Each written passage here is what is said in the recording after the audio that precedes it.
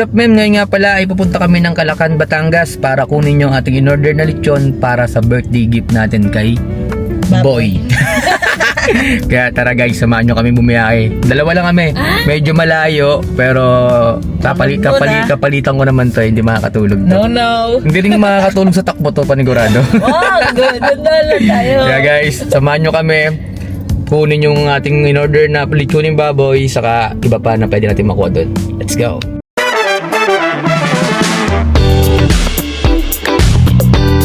Kasipag Vlog!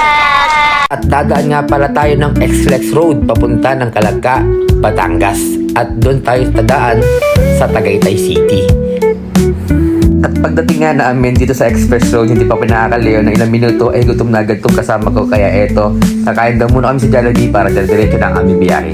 Pagkatapos na kumain, rekta na agad ulit kaming biyahe kasi meron kaming bibiyahin na almost 2.5 hours sa punta ng Calaca, Batangas. Kaya eto, pagkatapos namin kumain, rekta agad kami biyahin dalawa. At napakaganda ng daan dito, sobrang aliwala, sobrang walang ka-traffic at talagang mapapabilis ang pagdating natin doon. Hello, what's up guys? Dito kami ngayon sa Calaca, Batangas at naghahanap na kami ng baboy na lilitsunin namin at dadalhin namin sa Muntinlupa mamayang alas 12 ng tanghali. Kaya tara guys, samahan nyo kami at hanap tayo ng panglitsunin dito sa Calaca, Batangas. Ito nga pala yung bahay ng aking kaibigan, si Paring Reden dito sa Calaca, Batangas. Medyo matagal na kami hindi nagkikita kaya kagabi pagdating namin, medyo nagkainuman kami konti, then tulog, then ngayong umaga naman is maghanap kami ng baboy. Tara, let's go! Ayan guys, ito yung kasama ko na hindi natutulog. Lagi na lang nakabantay. Bodyguard, lagi. Shoutout sa'yo, Owi. Na magdamag na hindi naman natutulog. Ewan ko sa inyong dalawa, bahala ka sa buhay nyo. Ayan guys, nakakawa na kami ng pagkuha ng baboy. Kukuha kami ng baboy dyan sa kaibigan ni Paring Reden. Ay kami, kuha kami ng baboy. Teka. Ayan. Ayan, kuha kami ng baboy.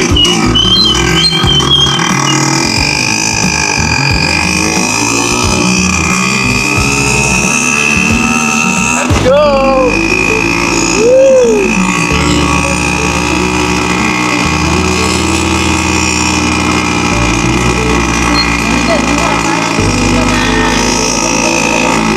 Ayan guys, kuha kami ng baboy sa kaibigan.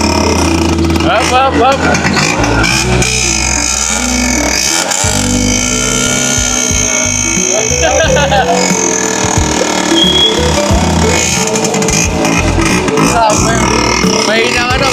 May natikmura.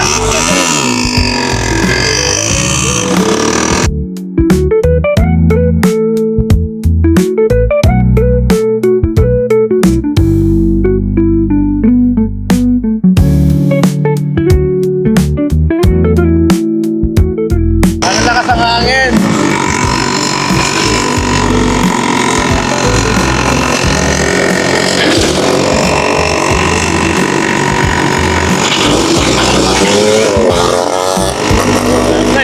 Bilis oh.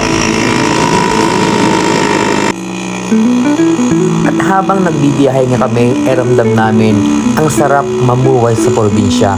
Sobrang sarap ng hangin, sobrang walang traffic, at napakaganda ng mga tanawin dito.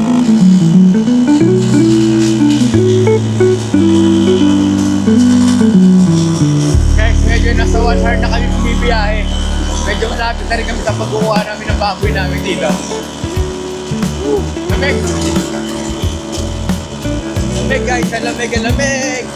And after 1 hour nga na biyahe namin, narating na rin namin itong pagkukuhaan namin ng baboy na nabili natin dito sa Calaca, Batangas.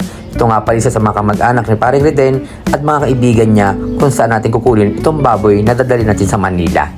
Siya nga pala ang napakabait na may-ari ng ating baboy na kukunin dito sa kanyang babuyan. At isa rin siya sa mag-set up at papaano ba hulihin at papaano ba ilalagay dito sa dala namin tricycle itong baboy na kukunin natin. Tara, tingnan natin guys. Ito guys, kunin namin yung baboy. Nalilitsunin natin. Ay kalaki. Malayo ka. Madami pala paring yung alaga mo na. Naamo na paring ko niya. Kasabay nito, pinimbang. Ay, magdugay. Alin ka din yan, aray. Yung may pintura, pinanggaling sa aming kumare. Pintura. Are? Ayan. Oo, yan. Haba eh. Tama-tama nito yun. Oo. Ang guess ko na namin yung baboy na pang-leisure namin. Para sino ayaw na umuwi dito. Ayan siya. Sine? Kinukuha na ni tatay yung baboy. Oo nga eh. Yan, tata. Nahuli tatay. May lap. Galing. Kaya pala nagbabuyan, aray. Oo, ah.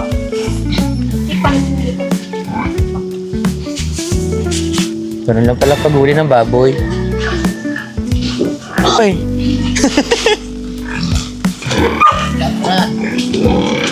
Kailangan pala hindi kita yung ano.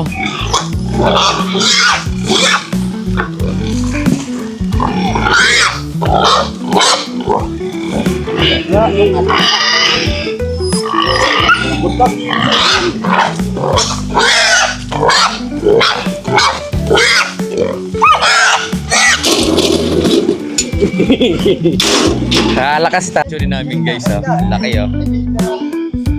Ayan oh. Pagkatapos ng mahuli at may lagay sa aming tricycle, rekta kami sa slaughter area para doon na lang siya patanggalan ng mga balahibo at makatay na siya para hindi na kami mahirapan kasi hindi naman kami pare-parehas magaling magkatay ng baboy. Kaya tara.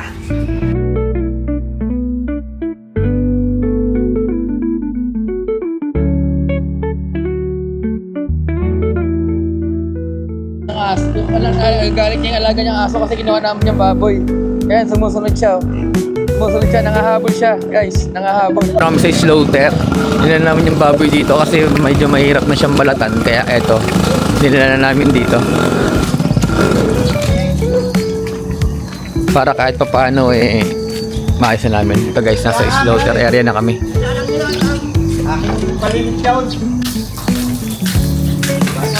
Ay, dito pala sa salang yun. Sarap. Ano? Ito na slaughter. Papatira na namin ito. Kaya.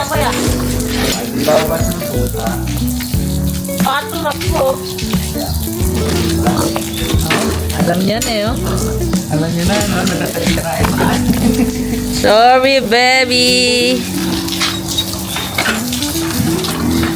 sarap ano ah. Ano masasabi mo, boy? Ayan na boy, ito na, papay-slaughter na natin yung baboy para mabilis natin itong makatay. Magaling naman maggawa ng mga baboy dito yung mga slaughter area. Kaya, after siguro mga 30 minutes tapos na kagad yan, or 15 minutes lang.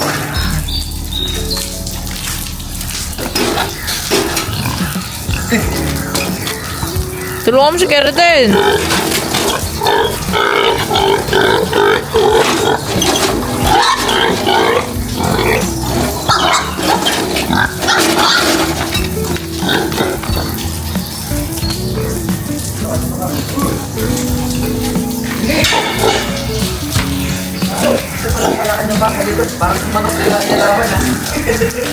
Para walang nilalaban.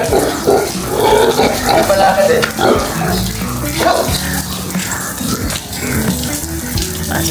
Ngayon sa Calaca, Batangas kung saan kinakatay yung mga baboy na dadali sa market. Ito yung slaughter area nila.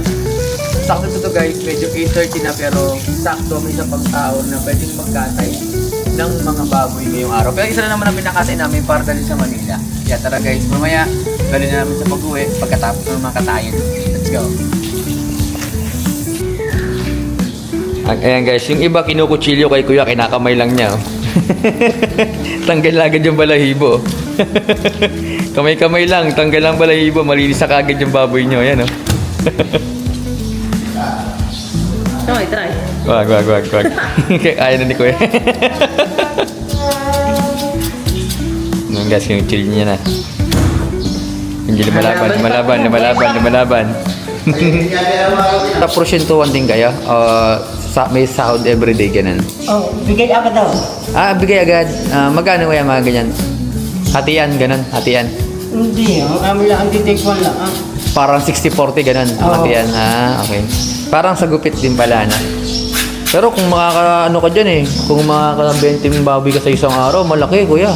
Oo. Over minimum ka pa sa mga nagtatrabaho sa ano. Kasi siyempre, minsan half day ka lang, di ba? Ito daw nga. Oo. Kumita na ka ng 450. Kasi isang araw. Oh, di ba? Punta ang laki. Wala ka pang amo. Half day lang yun, kuya, di ba? Oo. Wala ka pang amo. Batas, ganyan na lang kaya trabaho ko. Ikaw ang kakatayin. And after 20 minutes na pag-aantay ay ito tapos na rin at dadalhin namin to kung saan namin ito babanlian ng mainit na tubig at ibibiyahe namin. Habang nabiyahe nga kami ay may nakita ko dito mga prutasan na sobrang mura at napakatamis ng mga pakwan nila dito. Kaya eto, naisipan kong bumili para ihanda na rin sa gaganapin na birthday yan sa Pansol, Laguna. At ang mga mabibili mo dito, may mais, mayroon din ditong pakwan, may pipino, at lahat na masasarap ay andito na. At sakto, sabi ni ate ay sobrang tamis daw ng pakwan, kaya ang sabi niya sa akin, kumuha ka na. Pero tawaran natin. Na mais, 70 lang yung kilo. Pasalog natin kay mama.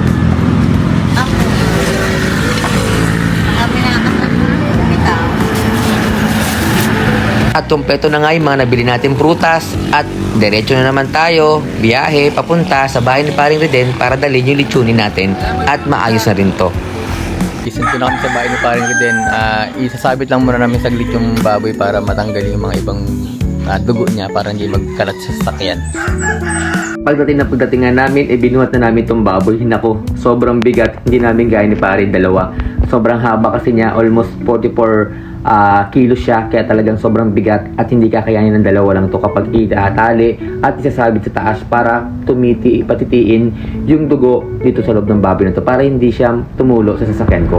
Kaya ito, nagpatulong kami kay Jimmy para itali itong baboy na to para tumulo yung dugo niya. Sobrang bigat niya talaga kaya sobra hindi namin kaya. Ito, kita nyo naman guys, sobrang haba ng lechon at talaga namang napakahirap itali kasi napakabigat niya.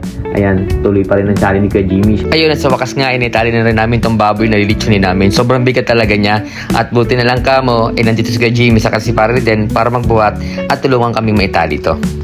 Ako na nga pala ngayon bagong matador ng Sugar area. Matador. Gawin natin itong pinakamasarap na lechon sa buong Pilipinas. Sige tayo, ingat. Ingat, kuya. Thank you, ta.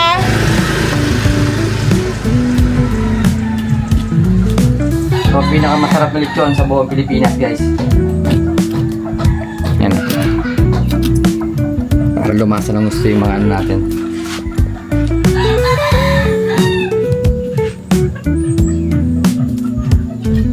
At dito mga brother, nag-iit kami ng tubig para banlian yung mga lamang loob para hindi naman siya mangamoy kapag ibiniyahe namin ng Manila kasi medyo matagal yung biyahe, almost 2 hours. Kaya eto, nag-iit muna kami ng tubig ni Paring Reden para dito. At ito yung dadamay naming manok mamaya. Pero guys, eto, hindi na namin naidala yan kasi nga medyo marami na kaming dala at antay natin itong mainit. Pagkatapos itong mabanlian, ay rekta na tayong uwi ng Manila. So ayan guys, pabalik na kami ng Manila. Naisakay na rin namin yung mga kailangan namin, medyo marami. Pero eto, kailangan namin umabot sa oras para makapaglitsyon na kami doon sa aming paglilitsyonan. Kaya talaga, samahan nyo kami umuwi.